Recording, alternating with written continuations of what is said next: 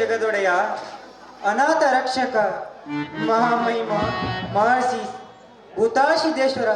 ಎಂಥ ದುಷ್ಟ ತಂದೆ ಹೊಟ್ಟೆಯಲ್ಲಿ ಹುಟ್ಟಿಸಿಬಿಟ್ಟೆಪ್ಪ, ಎಂಥ ದುಷ್ಟ ತಂದೆ ಹೊಟ್ಟೆಯಲ್ಲಿ ಹುಟ್ಟಿಸಿಬಿಟ್ಟೆ.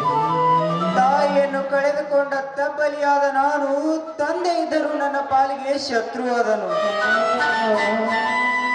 ಈ ಜಗವೇ ವಿಚಿತ್ರವಾಗಿದೆ. ನಾನೊಂದು ಬಗೆದರೆ ಆ ದೈವ ಒಂದು ಬಗೆಯಿದ್ದೆ. ಇದುವೇ ಈ ಜಗದ ನಿಯಮ. ಒಂದೆಡೆ ತಂದೆ ಸರಿ ಇದ್ದರೆ ಮಗ ಸರಿ ಇರುವುದಿಲ್ಲ, ಮಗ ಸರಿ ಇದ್ದರೆ ತಂದೆ ಸರಿ ಇರುವುದಿಲ್ಲ. ವಿಚಿತ್ರವಾಗಿದೆ ಈ ಜಗದ ನಿಯಮ. ನನ್ನ ತಾಯಿ ಯಾವುದೋ ಚಿತ್ರ ಹಿಂಸೆಗೆ ಬಲಿಯಾಗಿ ಸತ್ತು ಹೋದರೆ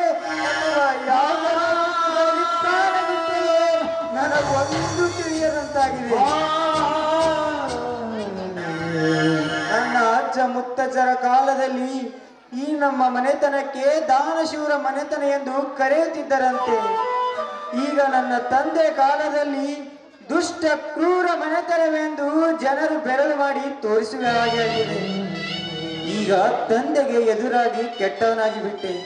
ಛೇ, ಓ ನನ್ನ ದೈವವೇ, ನನ್ನ ದೈವದಲ್ಲಿ ಇದ್ದಂತೆ ಆಗಲಿ.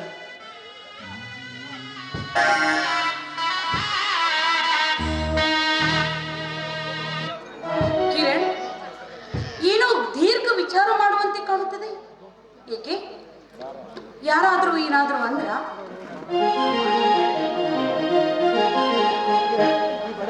ಈ ಬಡವಿಯ ಜೊತೆ ಮಾತಾಡಲು ಬೇಸರವೇ? ಈ ಅನಾಥನಿಂದ ಏನಾದರೂ ತಪ್ಪಾಗಿದ್ರೆ ದಯವಿಟ್ಟು ಕ್ಷಮಿಸಿ ಕಿರಣ್. ಶಿಲ್ಪ, ಯಾಕೋ ನನ್ನ ತಲೆ ಸರಿ ಇರಲಿಲ್ಲ. ಅದಕ್ಕಾಗಿ ಈ ನಿನ್ನ ಪ್ರಶ್ನೆಗೆ ನನ್ನಿಂದ ಬೇಗ ಉತ್ತರ ಬರಲಿಲ್ಲ. ಶಿಲ್ಪ, ಈ ವಿಷಯದಲ್ಲಿ ಕ್ಷಮಿಸಬೇಕಾದವನು ನಾನಲ್ಲ, ನೀನು. ಏನಿದು ಈ ಅಲ್ಪಳಿಗೆ ಇಷ್ಟೊಂದು ಗೌರವವೇ? ಶಿಲ್ಪ, ನಾನೊಂದು ಮಾತು ಕೇಳಲೆ? ಕೇಳಿ, ಬೇಡ ಅಂದವ್ರು ಯಾರು? ಶಿಲ್ಪ, ನೀನು ಹೇಳಿದ ಹಾಗೆ ನನ್ನ ಬಾಳ ಸಂಗಾತಿಯಾಗಲಿ ನಿನಗೆ ಒಪ್ಪಿಗೆ? ಕಿರಣ್, ನೀವು ಶ್ರೀಮಂತ ಮನೆತನದಲ್ಲಿ ಬೆಳೆದವರು. ನನ್ನಂತ ಬಡವಿಯ ಕೊರಳಿಗೆ ತಾಳಿ ಕಟ್ತೀರಾ? ಶಿಲ್ಪ, ಪ್ರೇಮಕ್ಕೆ ಸಿರಿತನ ಬಡತನ ಮುಖ್ಯವಲ್ಲ, ಒಬ್ಬರಿಗೊಬ್ಬರು ಅರಿತು ಬಾಳುವುದೇ ಮುಖ್ಯ. ನನ್ನ ಮನಸ್ಸಿನ ನಿರ್ಧಾರ ಸ್ಪಷ್ಟವಾಗಿ ಹೇಳುವೆ. ಈ ನನ್ನ ಜೀವನದಲ್ಲಿ ಮದುವೆಯಾದರೆ ಅದು ನಿನ್ನೊಂದಿಗೆ ಮಾತ್ರ. ಇಲ್ಲವಾದರೆ ಹೀಗೆ ಬ್ರಹ್ಮಚಾರಿಯಾಗಿ ನಿನ್ನ ನೆನಪಲ್ಲಿ ಕಾಲ ಕಳೆಯುತ್ತೇನೆ. ಕಿರಣ್, ಮದುವೆ ಎಂದ್ರೆ ಸಣ್ಣ ಹುಡುಗರು ಆಡುವ ಆಟವಲ್ಲ. ಅದು ಜನ್ಮ ಜನ್ಮದ ಋಣಾನುಬಂಧ. ಇನ್ನೂ ಕಾಲ ಮಿಂಚಿಲ್ಲ, ಸ್ವಲ್ಪ ವಿಚಾರ ಮಾಡಿ. ಯಾಕೆಂದ್ರೆ ನೀವಿನ್ನೂ ಮುಂದೆ ಕಲಿಯಬೇಕಾದ. ಶಿಲ್ಪ, ಈ ನಿನ್ನ ರಗಳೆ ಮಾತು ನನಗೆ ಬೇಕಾಗಿಲ್ಲ. ನೀನಾಡುವ ಮಾತು ಕೇಳಿದರೆ ನಿನಗೆ ನನ್ನ ಜೊತೆ ಮದುವೆಯಾಗುವ ಮನಸ್ಸಿಲ್ಲಂದಾಯಿತು. ಹಾಗೇನಿಲ್ಲ. ಎಲ್ಲಿ ನನ್ನನ್ನು ಪ್ರೇಮಿಸಿ ಮದುವೆ ಆಗುತ್ತೇನೆ ಅಂತ ಹೇಳಿ ಕೊನೆಗೆ ನನ್ನ ಕೈ ಬಿಟ್ರೆ? ಶಿಲ್ಪ, ಇಷ್ಟು ಹೇಳಿದರೂ ನಿನಗೆ ನನ್ನ ಮೇಲೆ ನಂಬಿಕೆ ಬರಲಿಲ್ಲ ತಾನೆ? ಆ ಉದಯಿಸುವ ಸೂರ್ಯಚಂದ್ರನ ಮೇಲೆ ಆಣೆ ಮಾಡಿ ಹೇಳುವೆ, ನೀನೇ ನನ್ನ ಧರ್ಮಪತ್ನಿ ಎಂದು. ಶಿಲ್ಪ, ಈಗಲಾದ್ರೂ ನಿನಗೆ ನಂಬಿಕೆ ಬಂತಲ್ಲ ತಾನೆ? ನಾನು ಮದುವೆ ಆಗುತ್ತೇನೆಂದರೆ ಸಾಕು, ನೂರಾರು ಹೆಣ್ಣುಗಳು ಸಾಲು ಸಾಲಾಗಿ ಬಂದು ನಿಲ್ಲುತ್ತಾರೆ. ತಿಳಿತೇನು? ಕಿರಣ್, ನಾನು ಮಾಡಿದ ಮಾತನ್ನ ತಪ್ಪು ಭಾವಿಸಬೇಕು. ಇಂಥ ಘಟನೆಗಳು ಸಾಕಷ್ಟು ನಡೆದಿವೆ. ಹಾಗಾಗಿ ಕೇಳಿದೆ ಅಷ್ಟೇ. ನಾನು ಹೇಳಿದ ಮಾತಲ್ಲಿ ಏನಾದ್ರೂ ತಪ್ಪಿದೆಯೇ? ಹೇಳಿ ನೋಡೋಣ. ಶಿಲ್ಪ, ನೀನಾಡುವ ಮಾತು ನಿಜ. ಪ್ರೀತಿಸಿ ಮದುವೆ ಆಗುತ್ತೇನೆಂದು ಹೇಳಿ ಹೆಣ್ಣಿನ ಶೀಲಭಂಗ ಮಾಡಿ ನಡು ನೀರಿನಲ್ಲಿ ಕೈ ಬಿಟ್ಟ ಗಂಡು ಜಾತಿ ಸಾಕಷ್ಟಿದೆ ಈ ಸಮಾಜದಲ್ಲಿ. ಶಿಲ್ಪ, ನಾನು ಆ ಜಾತಿಗೆ ಸೇರಿದವನಲ್ಲ. ನಿನ್ನನ್ನು ಮೊದಲ ಸಲ ಎಂದು ನೋಡಿದ್ದೇನೋ ಅಂದೇ ನನ್ನ ಮನದಲ್ಲಿ ತೀರ್ಮಾನ ಮಾಡಿಬಿಟ್ಟೆ. ಏನೆಂದು? ನೀನೇ ನನ್ನ ಬಾಳ ಸಂಗಾತಿ ಎಂದು. ಈ ಬಡವೆಯ ಮನೆಗೆದ್ದ ನೀವೇ ನನ್ನ ರಾಜಕುಮಾರ. ನೀವು ಒಂದ್ಸಲ ನಮ್ಮ ಮನೆಗೆ ಬಂದು ನಮ್ಮಿಬ್ಬರ ಮದುವೆ ವಿಷಯನ ನನ್ನ ಅಣ್ಣ ಅತ್ತಿಗೆ ಮುಂದೆ ಮಾತಾಡಬೇಕು.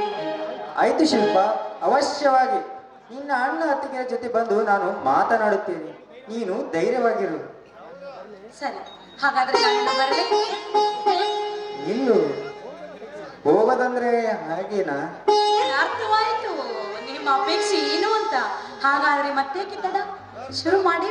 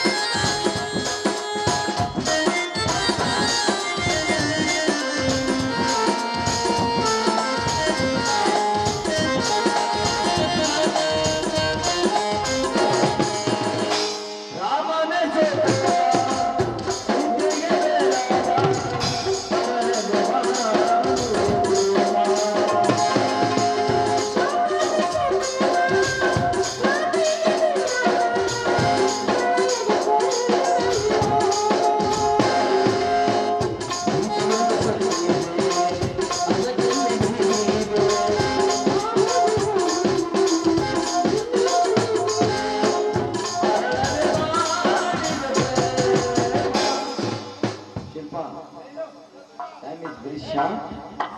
You can understand. Bye.